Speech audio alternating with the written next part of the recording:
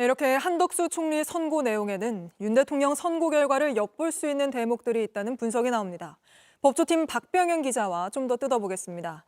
자, 박 기자, 먼저 한덕수 총리 선고 전원일치가 나올 거란 관측이 있었는데 전원일치는 아니었습니다. 그러면서 윤 대통령도 만장일치 안 나오는 거 아니냐 이런 이야기가 나오는데 어떻습니까?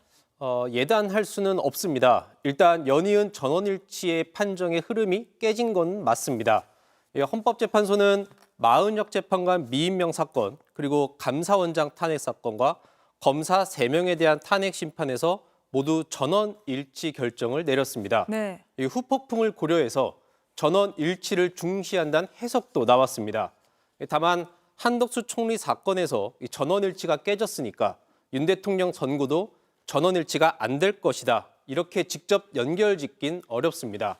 헌재는 한덕수 총리 사건을 선고하면서 비상계엄의 위헌, 위법성은 판단하지 않았습니다. 쟁점이 달랐던 겁니다. 방금 짚어봤지만 이 비상계엄에 대한 판단을 하지 않은 거는 어떻게 봐야 합니까?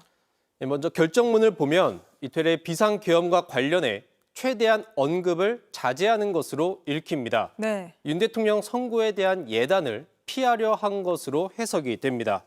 한덕수 총리의 탄핵 심판 소추 사유 중에 하나는 이 비상계엄 내란 행위의 묵인, 방조였습니다. 하지만 헌법재판소는 내란 행위는 물론 비상계엄에 대해선 판단하지 않았습니다. 한덕수 국무총리가 비상계엄 과정에서 적극적인 행위를 한 증거를 찾을 수 없다고 밝힌 겁니다. 헌법재판소는 한덕수 총리가 불과 2시간 전에 계엄 계획을 대통령에게 들었고 미리 알고 있었다는 증거나 객관적 자료는 찾을 수 없다고 설명했습니다. 이걸 보면 비상계엄은 문제가 있지만 한 총리는 여기 무관하다. 이렇게 해석될 수도 있을 것 같은데요. 계엄 선포 전에 열린 국무회의가 적법했느냐 이 부분에 대해서도 헌재는 직접적으로는 판단을 안 했죠. 역시 직접 판단하지 않았습니다. 하지만 표현 중에 주목해야 할 점이 있습니다. 네.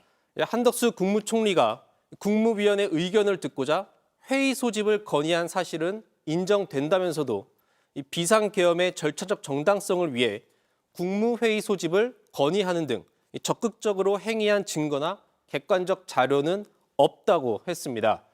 헌법엔 비상계엄은 국무회의 심의를 거쳐야 한다고 되어 있습니다.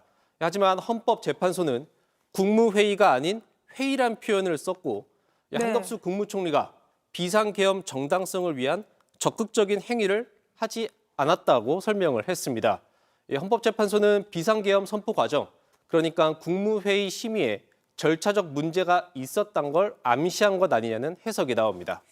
그리고 또 국회 측이 탄핵 사유에서 내란죄를 철회한 게 한 총리나 윤석열 대통령이나 마찬가지였는데 오늘 헌재가 이 부분에 대해서 아무런 언급을 하지 않았습니다. 그러면 이 부분은 문제 안 삼겠다는 뜻 아닙니까? 헌법재판소가 주요 쟁점으로 생각하지 않았다고 볼 수 있습니다. 윤 대통령 측은 네. 내란죄를 철회를 하게 되면 국회가 다시 의결을 해야 한다고 주장해 왔습니다. 오늘 헌재 판단으로 볼 때 윤 대통령 선고에서도 내란죄 철회 부분은 큰 쟁점이 되지 않을 것으로 보입니다. 알겠습니다. 박병현 기자와는 여기까지 짚어보도록 하고요. 헌법재판소로 좀 가보겠습니다. JTBC 뉴스를 시청해 주셔서 고맙습니다. 저희는 저녁 6시 30분 뉴스룸에서 뵙겠습니다.